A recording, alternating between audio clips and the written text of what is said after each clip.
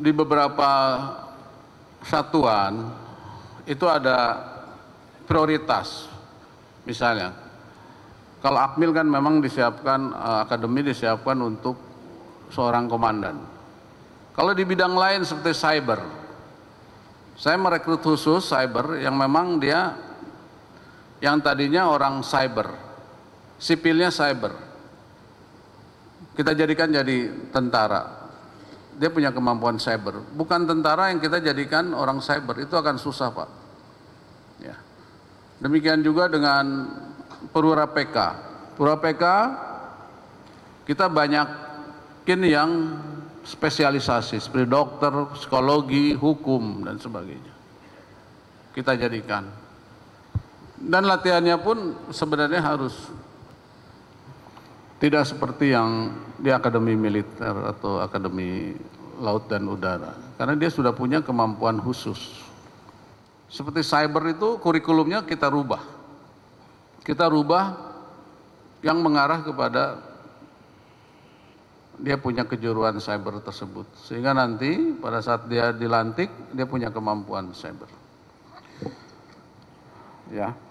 Nah ini kita harus sama-sama, pola pikir, pola tindak kita harus sama. Ya. Kalau enggak Pak, yang lain sudah maju ini kita masih jalan di tempat. Karena kita terlalu banyak diskusi. Diskusi. Sekarang di kepolisian sudah ada pendidikan yang disabilitas, yang punya, ada yang mohon maaf, dijadikan polisi karena berkaitan nanti dengan penugasannya. Mungkin nanti aspek di kita juga bisa seperti itu. Oke ya, jadi semua masyarakat punya hak untuk jadi tentara. Tentunya dengan kriteria rekrutmennya yang berbeda.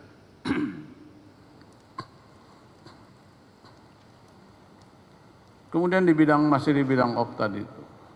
Keberhasilan yang tadi saya sudah memberikan reward kepada mereka.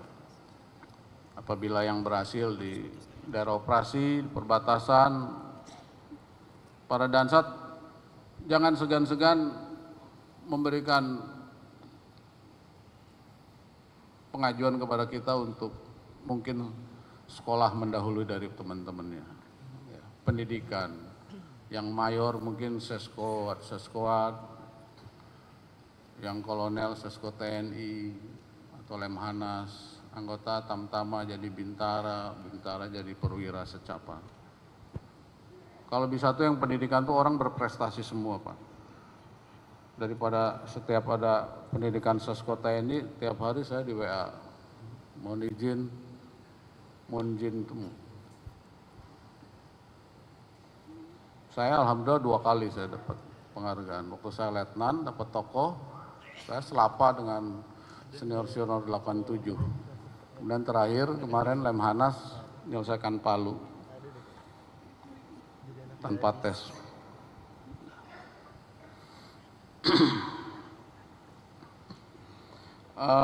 Para perwira sekalian, ucapan terima kasih juga kepada para kepala staf angkatan yang sudah membantu saudara-saudara kita di Gaza. Beberapa kali kita memberikan dukungan seperti tadi video tadi dari Angkatan Udara, kita bisa airdrop di atas Gaza langsung. Hanya negara Indonesia saja yang diperbolehkan oleh negara Israel yang bisa terbang di atas refugi. Kemudian Angkatan Laut juga mengirimkan beberapa kapal rumah sakit, Rajiman dan ada lagi satu. Kemudian juga Angkatan Darat beberapa kali dengan kementerian lain, BNPB dan Basarnas. Para perwira, Rapim ini juga kita gunakan juga untuk evaluasi tentang kegiatan yang sudah kita lakukan setahun kemarin, di mana kalau kita lihat perkembangan lingkungan strategis yang sangat dinamis dan tidak menentu,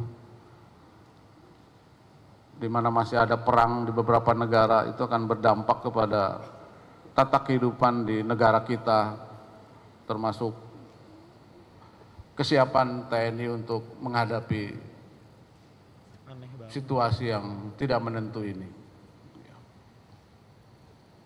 Sekali lagi, kita samakan pola pikir, pola tindak, supaya kita bisa menghadapi situasi yang berkembang ini dalam satu visi.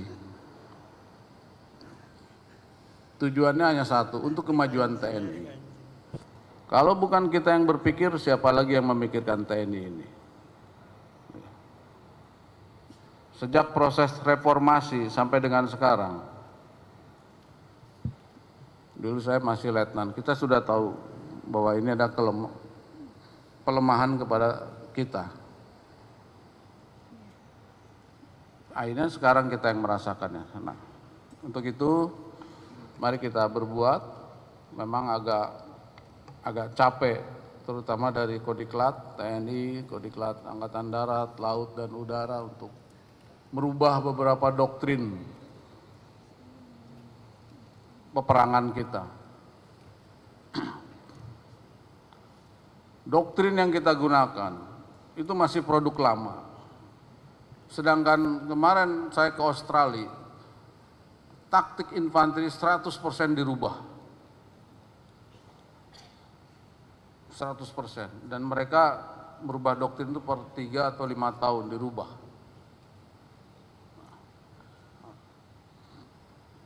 Jadi kita semua harus menjadi agen perubahan. Jangan alergi kalau ada perubahan. Orang kita itu kalau ada perubahan belum apa-apa dia udah ngomong, udah ngomel. Apalagi kalau yang mau pensiun itu, apalagi ini. Kalau adik-adiknya punya ide tuh nggak suka.